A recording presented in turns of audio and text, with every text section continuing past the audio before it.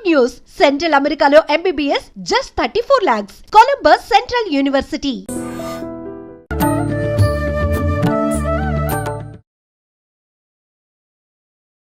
నమస్కారం, welcome to I dream. ధర్మ మార్గం విత్ విజిత కార్యక్రమానికి స్వాగతం.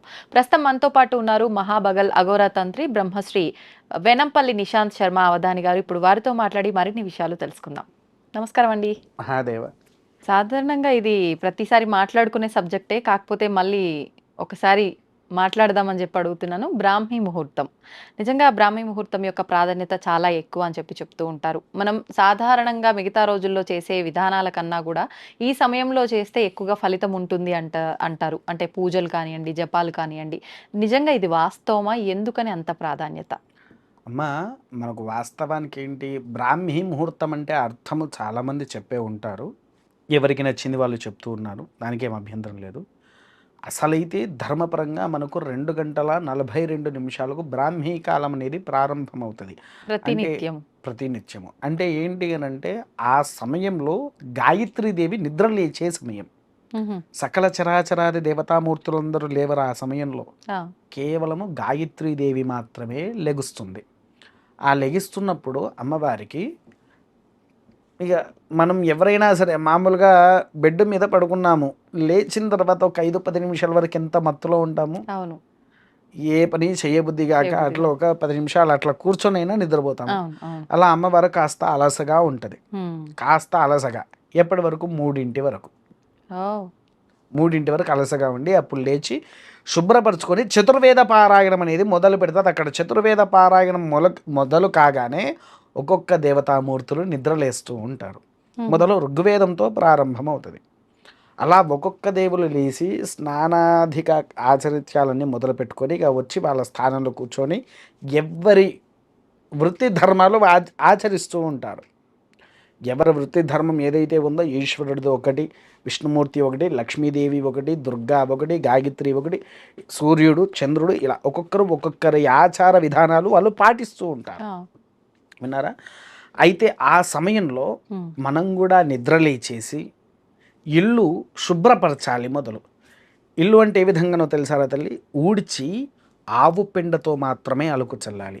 దీంట్లో మీకు ఇంకో ప్రశ్న కూడా రావచ్చు, ఏంటి గురుగారు మాదేమో మన ఇదేంటి భాగ్యనగరము, హై జనరేషను, పెద్ద పెద్ద అపార్ట్మెంట్లు వస్తాయి, మేము ఆవు పెండతో ఎక్కడ అలుకు చల్లుకోగలుగుతాము అని అనుకోవచ్చు. ఇంతంత తెచ్చుకొని నీళ్ళలో కలిపి నీ గుమ్మానికి ఎదురుగా నీళ్లు చల్లి తుడిచి దానికి ముగ్గు వేసినా చాలమ్మా. ఎప్పుడు సూర్యుడు ఉదయించక ముందుకే జరిగిపోవాలి. ఇప్పుడు కొంతమంది ఏం చేస్తున్నారు, రాత్రిపూటనే ఊడ్చుకుంటున్నారు, అలుకు జలేసి ముగ్గు వేసుకుంటున్నారు. అది మహా దరిద్రం ఇంటికి. ఎందుకనంటే తల్లి, దీనికి ఇంకో రీతి ఉంది. ఇంట్లో నుంచి కాష్టాధిక శవము ఎప్పుడైతే బయటకు వస్తుందో అప్పుడు చెయ్యాలి అనే ఒక ఆచరణ కూడా మనకుంది. దానికి సంబంధించిన ఇల్లు కింద పరిక్రమణలోకి వెళ్తూ ఉంటుంది అలా చేస్తే, సాయంకాలం చేస్తే. అందుకే ఉదయాత్ పూర్వమే, సూర్యుడు ఉదయించేదానికంటే ముందే మనం ఉదయించేసేసి కాలకృత్యాలు నెరవేర్చుకొని బ్రాహ్మీ కాలంలో దీపారాధన చేస్తే అపూర్వమైనటువంటి అనుగ్రహము ఇంటికి దక్కుద్ది.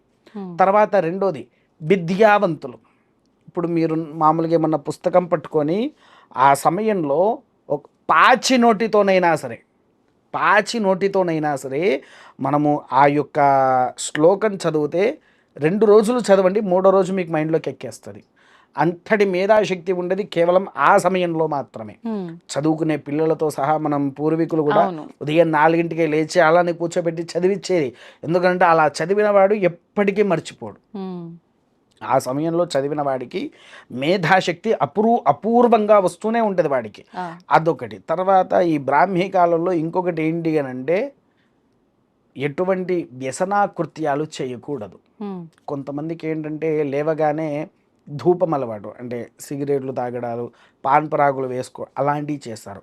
ఎట్టి పరిస్థితుల్లో కూడా అవి చెయ్యకుండా స్నానకృత్యాలు ఆచరించి దేవుడి దగ్గరికి వచ్చి దీపారాధన చేయాలి. దీపారాధన చేసిన తర్వాత వాడి ఇంట్లో లక్ష్మీదేవి కలకల్లాడుతుంది. అసలు ఈ నిత్య దీపం అంటే ఏంటో తెలుసారమ్మా? మనం దీపం దీపం దీపం అంటున్నామే, ఆ దీపం ఎవరో తెలుసా? ఆ బత్తికి మనం ఇలా వెలిగిస్తాం కదా, దాన్ని ఏమంటాం మనం? జ్యోతి. జ్యోతి.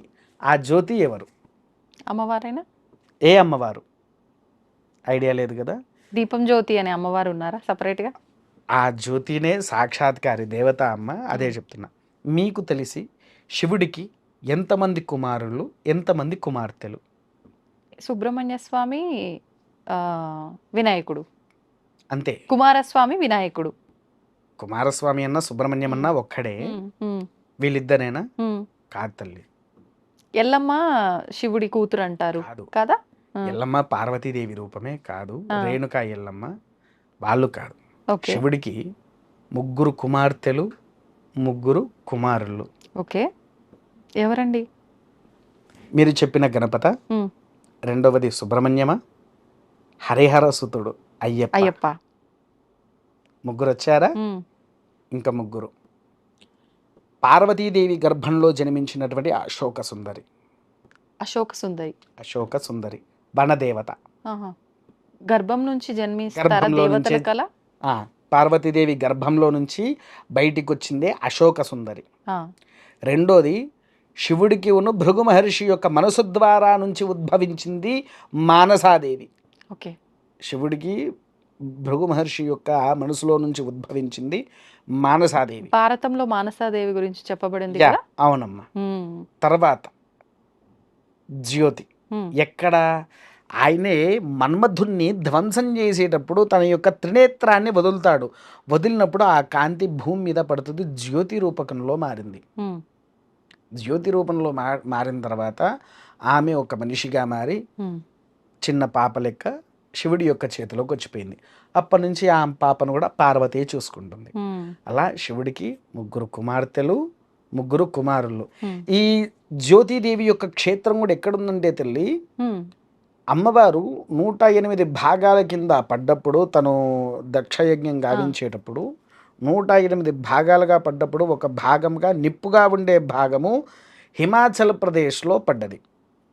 హిమాచల్ ప్రదేశ్లో జ్వాలాముఖీదేవి ఆలయం అని ఉంటుంది. విన్నారా పేరు? అమ్మవారి నిజరూప దర్శనం కూడా భూగర్భంలో నుంచి వచ్చేటువంటి నిప్పు, జ్యోతి రూపం. విన్నారా తల్లి? అక్కడ అమ్మవారికి అంటే విగ్రహ రూపంలో ఉంటుందా ఆలయం? విగ్రహం కాదు, ఆ అమ్మవారు జ్యోతి రూపంలోనే ఉంటారు అక్కడ. అగ్నిలాగానే. ఎప్పటికీ అది అగ్ని అలా వెలుగుతూనే నిప్పు 6 చోట్లలో వెలిసింది అక్కడ. ఆ ఆలయంలో 6 చోట్లలో ఉన్నది. మీరు గూగుల్లో కొట్టినా, యూట్యూబ్లో కొట్టినా, ఎలా కొట్టినా జ్వాలాముఖి ఆలయం గురించి మనం వినవచ్చు. విన్నారా? అంతటి శక్తివంతమైంది. అయితే దీంట్లో ఏంటి అని అంటే, ప్రథమంగా గణపతికి ఒక వరం ఉంది, ప్రథమ పూజుడు అని. అలానే జ్యోతికి ఒక వరం ఉంది. నీవు ఎప్పుడైతే ఇలా ఉద్భవించావో, ఏ పూజలు ఆచరించాలన్నా, ఏ వ్రతాన్ని ఆచరించాలన్నా, ఏ దేవాలయంలో మొదలు నువ్వే ఉండాలి అని ఆమెకు వరం ఇచ్చాడు. ప్రథమ పూజుడు గణపతి అయితే ప్రథమ జ్యోతి ఈమెనే. సాధ్యం త్రివర్త సంయుక్తము. విన్నారా? ఆ దీపారాధనని ఎందుకనంటే, ఆ జ్యోతి సాక్షాత్కారుడి యొక్క శివుని యొక్క త్రినేత్రంలో నుంచి ఉద్భవించింది కాబట్టి త్రినేత్రారూపధారిగా ఉండేసరికి ఆమెకు అపూర్వ శక్తి, అపూర్వ అనుగ్రహము. మళ్ళీ ఈ జ్యోతి యొక్క కుమారుడే అగ్నిదేవుడు.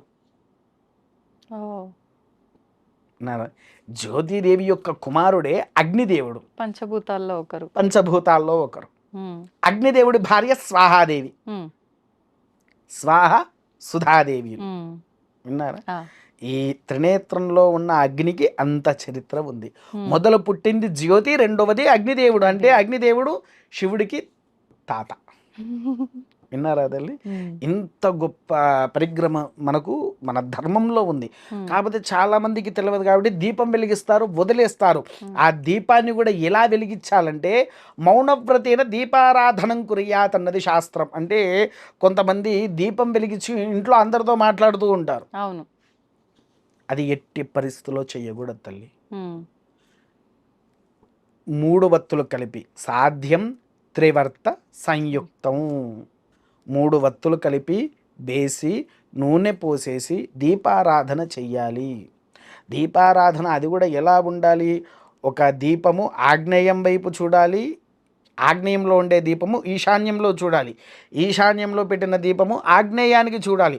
కొంతమంది తూర్పుకి పశ్చిమానికి దేవుడికి ఆపోజిట్ ఫొటోస్లో అలా పెడుతూ ఉంటారు, కానీ అది ఎలా అంటే పెట్టకూడదు. ఇలా రెండు ఒకదానికొకటి ఆపోజిట్ లో ఉండాలా? ఇలా ఇలా ఉంచాలి. ఆహా. ఇప్పుడు నువ్వు ఉన్న వైపు తూర్పు తల్లి, మ్మ్. నువ్వే ఒక దేవుడి ఫోటో అనుకుందాం, విగ్రహం అనుకుందాం, ఏమన్నా అనుకుందాము. మ్మ్. నీ ముందు దీపం వెలిగించకూడదు. ఇటు ఒకటే వత్తి ఇటు ఒకటే వత్తి వేసి ఇగో ఇట్లా రావాలి. Okay okay. అర్థమైంది? ఇలా క్రాస్గా. క్రాస్గా ఈ ఆగ్నేయంకి వస్తుంది కదా, ఇది ఆగ్నేయంలో ఉండేది ఈశాన్యం వైపు ఈశాన్యం చూడాలి, వైపు చూడాలి. ఈ ఈశాన్యంలో ఉండేటువంటిది ఆగ్నేయం వైపు చూడాలి. మ్మ్. అలా చూస్తేనే మన ఇంట్లో సకల ధర్మ క్రతువులు అనేటువంటిది మనం ఆచరిస్తాము తల్లి. ఓకే. విన్నావా? అంతటి అమోఘమైనటువంటిదే ఈ దీపంలో ఉండేటువంటి శక్తి. అందుకోసమే మౌనవ్రతంతో దీపారాధన చేసి, మ్మ్. దీపారాధన చేసిన తర్వాత దానిపైన కుంకుమతో అలంకరణ చేసి మారుగా ఒక చుక్క నూనె వేయాలి. మళ్ళీ మళ్ళీ దీపారాధన అయిపోయిన తర్వాత. దీపారాధన మనం బత్తి వెలిగించాక కుంకుమతో బొట్టు పెడతాం కదా, ఆ. కుంకుమతో పెట్టిన తర్వాత మారుగా ఒక చుక్క వేయాలి. చుక్క వేస్తేనే ఆ దీపం భగవంతునికి చెందుద్ది. నీవు ఎప్పుడైతే ఈ మారు చుక్క నూనె వేయలేదనుకో, అది రాక్షస జాతికే పోతుంది. నువ్వు దేవుడి దగ్గర వెలిగించిన రాక్షసుల దగ్గరికే పోతుంది. అలా అంటే ఇప్పుడు ఈ విధానం ఎవరు ఆచరించట్లేదు, లెక్కలోకి రానట్టే. లెక్కలోకి రాదు తల్లి. మారు చుక్క వెయ్యని దీపము ఏది కూడా భగవత్పాదులకు చెందవు. ఒకటి. ఈ మారు చుక్క వేసిన తర్వాత అక్షితలతో వేసి నమస్కరించుకొని చక్కెరో పండో దీపానికి నివేదన పెట్టాల్సిందే. ఇలా పెడితే ఆ ఇంట్లో సర్వంగా అన్ని పనులు ఇప్పుడు చాలామంది అనుకుంటారు, నేను ఏ పని చేసినా విజయం సాధించట్లేదు అని అనుకుంటారు కదా. ఈ ఒక్క పని ఆచరించండి, సక్కలంగా వారికి అనుకున్నటువంటి రీతిలో విజయం అనేది వాళ్ళకి చేకూరుతుంది. ఇప్పుడు ఈ దీపారాధన చేసేటప్పుడు కూడా ఎన్నో రకాల సందేహాలు. మళ్ళీ ఎటువంటి ఆయిల్ యూజ్ చేయాలి, నెయ్యితో అంటే అందరూ నెయ్యి తెచ్చుకొని చేయలేరు, కొంతమంది నువ్వుల నూనె అంటారు, కొంతమంది దీపారాధనకే సపరేట్గా దొరుకుతుంది ఆయిల్ అదంటారు, రకరకాలుగా చెప్తారు. అసలు ఎటువంటి విధానం ఆచరించాలి? అమ్మ స్వచ్ఛతరంగా చెప్పాలి అని అంటే మనకు నూనెలు ఉన్నాయి, 108 నూనెలు ఉన్నాయి. ఏ దీపానికైనా శ్రేష్టమైంది నువ్వుల నూనె మాత్రమే. ఏ దీపానికైనా శ్రేష్టమైంది నువ్వుల నూనె. కాకపోతే ఒక్క విషయం ఏంటంటే, దేవాలయంలో మన ఇంట్లో అంటే దేవుడి దగ్గర నిత్యంగా వెలిగించేటువంటి దీపాన్ని వెలిగించి ఆర్థిక సమస్యల కోసం ఉంటారు, ఆరోగ్య సమస్యల కోసం ఉంటారు. ఒక్కొక్క సమస్యకు ఒక్కొక్కటువంటి నియమమైనటువంటి దీపం ఉంది. మీరు ఎప్పుడైనా గంధపు నూనె విన్నారా తల్లి? గంధపు నూనె కనీసం చూసారా? లేదు. వినలేదు, చూడటం కూడా. నేను ఎప్పుడైనా చూపిస్తాను. మొన్న మీ ఇంకో ఛానల్ ఉంది కదా, వారు మా దేవాలయానికి వచ్చినప్పుడు గంధపు నూనె కూడా చూపించే వాళ్ళకు. ఎందుకనంటే మా ఆలయంలో శ్యామలాదేవికి ఒంటికి రాసేటువంటి నూనె ఏదైతే ఉందో అది గంధపు నూనెతోనే ఒంటికి రాస్తాము. అలా ఒంటికి రాయాలా అమ్మవారికి? ప్రతి విగ్రహానికి రాయాల్సిందే. మామూలుగా దేవాలయంలో నువ్వుల నూనె రాసేసి పెట్టేస్తామన్నట్టు.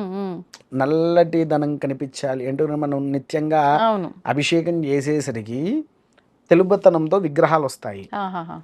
ఈ నూనె ఎప్పుడైతే రాస్తామో ఆ తెలుపుదనం అనేది తొలగిపోతుంది అన్నట్టు, మళ్ళీ నల్లగా విగ్రహం కనిపిస్తుంది.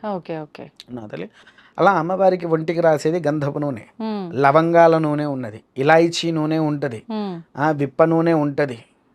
విప్ప నూనె మన అప్పు బాధలు పోవడానికి కోసం. విన్నారా? ఇట్లా రకరకాల నూనెలు ఉంటాయి. అది ఎప్పుడు ఆచరించాలి ఎక్కువగా అంటే కార్తీక మాసంలోనే ప్రారంభం చేయాలి. ఏది చేసినా ఇటువంటి ఏ నూనెతో గనక మనం దీపాలు మొదలు పెట్టాలి అని అనుకుంటే ప్రథమంగా ఆచరించేది కార్తీక మాసంలోనే, అది కూడా కార్తీక దీపంతో ఆరంభం చేయాలి. మీకు కార్తీక దీపం అంటే తెలుసా? కార్తీక మాసంలో వెలిగించే దీపం కాబట్టి కార్తీక దీపం. దాని వత్తి ఏంటి తల్లి? వత్తి నార్మల్ వత్తే వాడతాం కదా. తప్పు తల్లి. పైడిపత్రి అనే ఆకుతో దీపాకు అని ఎప్పుడైనా విన్నారా కనీసం? అది దీపాకు, ఆ చెట్టు పేరు పైడిపత్రి. పైడిపత్తి అంటే చెట్టు విన్నాము, దీపాకు అనేది ఏంటి? పైడిపత్తి అనేటువంటిది వేరు, పైడిపత్రి వేరు. పైడిపత్తి అనేటువంటిది ఇప్పుడు ఈ మరుగుమందు అవి ఉంటాయి చూసారా, అది చెక్ చేసేది, వాడికి మందు ఉందా లేదా అని చెక్ చేసేది. ఇది పైడిపత్రి. ఈ ఆకు మనకు వత్తి అవసరం లేదు, నూనె పోసి ఆకు వేసి దీపం వెలిగిస్తే దేవ్యోపమానంగా ఆ దీపం వెలుగుతూనే ఉంటుంది. 2 రోజుల వరకైనా వెలుగుతుంది నూనె పోస్తూ ఉంటే. పచ్చి ఆకే ఎండిపోయిందో లేకపోతే ఏదో కాదు, పచ్చి ఆకే. ఆ, మీకు అయిపోయిన తర్వాత నేను చూపించమన్నా చూపిస్తా, లేకపోతే ఎప్పుడైనా మీరు మా దగ్గరికి వచ్చినప్పుడు, మా ఆలయానికి వచ్చినప్పుడు ఆ చెట్టే చూపిస్తా. ఓకే. కార్తీక దీపంలో మొట్టమొదటగా అది నువ్వుల నూనె, ఆవు నెయ్యి 2 కలిపి ఆ ఆకు వేసి దీపారాధన ప్రారంభం చేయాలి. తర్వాత రెండో రోజు మన ఇంట్లో నుంచి ఒకరోజు ఇప్ప నూనె, ఒకరోజు హవిష నూనె, ఒకరోజు కుసుమ నూనె, ఒకరోజు బాదం నూనె, ఇంకో రోజు మనము పిల్లలు పుట్టాక తల్లులు పిల్లల ఒంటికి ఒక ఆయిల్ రాస్తారు, తెలుసారమ్మా నీకు అదేంటో? నువ్వుల నూనె రుద్దుతారు కదా. ఆలివ నూనె అంటాం మనం. ఓకే. ఎముకలు దృఢంగా మారడానికి, ఈ యాక్సిడెంట్ అయ్యి ఎముకలు విరగడం అలాంటి దోషాలు వస్తూ ఉంటాయి చూసారా, అట్టి దోషాలు నాపాలంటే ఆలివ నూనెనే. ఇలా ఒక్కొక్క దానికి ఒక్కొక్క రకమైన నూనె గనక అది దీపారాధన చేస్తే అపూర్వానుగ్రహము అనేటువంటిది మనం పొందుతాం. అయితే మనం వివరంగా ఈ నూనె, ఎటువంటి నూనెతో దీపారాధన చేస్తే ఎటువంటి విధానం నుంచి బయటపడతామో కూడా మరొక వీడియోలో మాట్లాడుకుందామండి. సంతోషంగా. ధన్యవాదాలండి. మహాదేవ. తవ్వండి, తవ్వుతూనే శివలింగం. సరే దాన్ని అట్లా కప్పేసేయండి, చూపించదండి. Krishna is there. మూర్తి పూజ కాదు, సాక్షాత్ బ్రజేంద్ర నందన భగవాన్ ఉన్నారు మూర్తిలో. ఏమీ ఆశించకుండా ఆరాధించే వాళ్ళు కూడా ఉన్నారా ప్రభుజీ? నిజమైన భక్తి అంటే మనకు తెలియదు కాబట్టి